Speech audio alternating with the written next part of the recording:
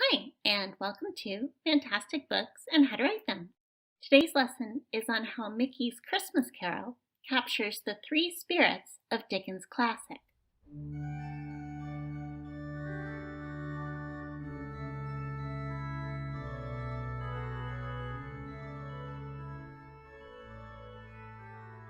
In his preface, Dickens writes, "I have endeavored in this ghostly little book to raise the ghost of an idea which shall not put my readers out of humor with themselves, with each other, with the season, or with me.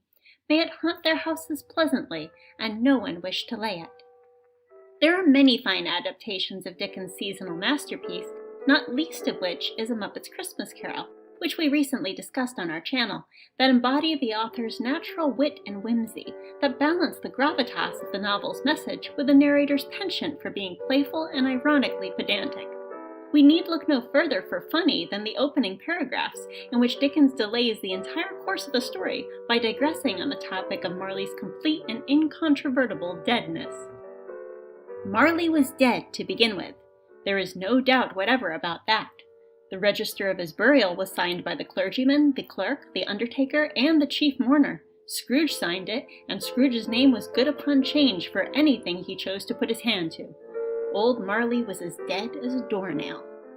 Mind, I don't mean to say that I know, of my own knowledge, what there is particularly dead about a doornail.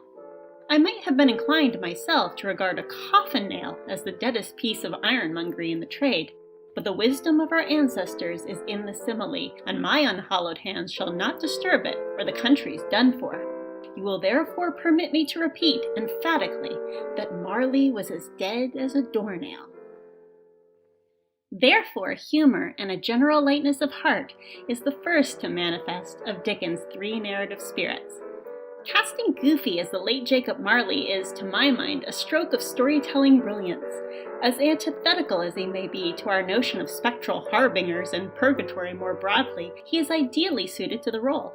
From his Oliver Hardy a la Bratz mishap on the staircase, to his ticklish ridiculousness, to his dragging around a phantom piggy bank by a garland of phantom chains, Goofy lightens Marley's dark missive substantially, without diluting its substance.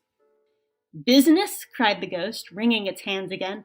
"Mankind was my business. The common welfare was my business. Charity, mercy, forbearance, and benevolence were all my business. The dealings of my trade were but a drop of water in the comprehensive ocean of my business." Dickens' novel is of course didactic. It compels the protagonist to exercise compassion and condemns his cruelty. And Dickens, as much as the British are fond of mince pies, does not demonstrate a preference for minced words. The Ghost of Christmas Present, in particular, seizes the opportunity to throw Scrooge's own words back in his face. "Spirit," said Scrooge, with an interest he had never felt before, "tell me if Tiny Tim will live." "I see a vacant seat," replied the ghost, "in the poor chimney corner, and a crutch without an owner, carefully preserved.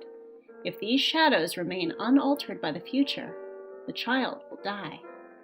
"No, no," said Scrooge. "Oh no, kind spirit, say he will be spared."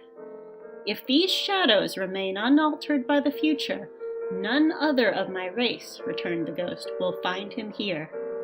"What then?" "If he be like to die, he had better do it, and decrease the surplus population." Scrooge hung his head to hear his own words quoted by the spirit, and was overcome with penitence and grief. The second of Dickens' narrative spirits, then, is Enlightenment, the antidote to ignorance, which Dickens equates with doom. It stands to reason that Jiminy Cricket, aka Pinocchio's conscience, should star as Ghost of Christmas Past and shepherd Scrooge through regrets gone by, much like Virgil leads Dante through the Inferno in the Divine Comedy. This chirpy little guide who tells Scrooge that if men were measured by kindness, you'd be no bigger than a speck of dust, alludes to an exact line in the text wherein the Ghost of Christmas Present rebukes Scrooge, saying, "Will you decide what men shall live, what men shall die? It may be that in the sight of heaven, you are more worthless and less fit to live than millions like this poor man's child." Oh God, to hear the insect on the leaf pronouncing on the too much life among his hungry brothers in the dust.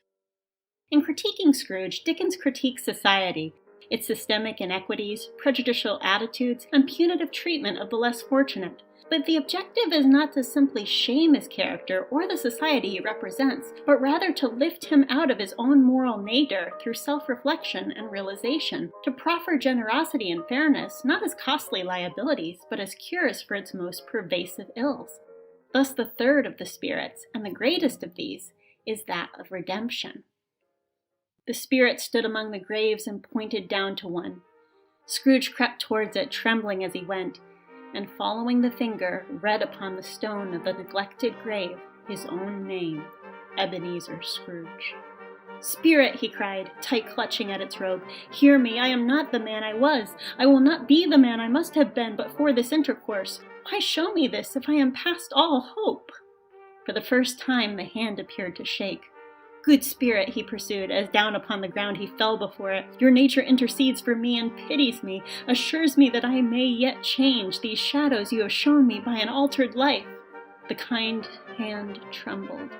"I will honor Christmas in my heart and try to keep it all the year. I will live in the past, the present, and the future. The spirits of all three shall strive within me. I will not shut out the lessons that they teach. Oh, tell me I may sponge away the writing on this stone."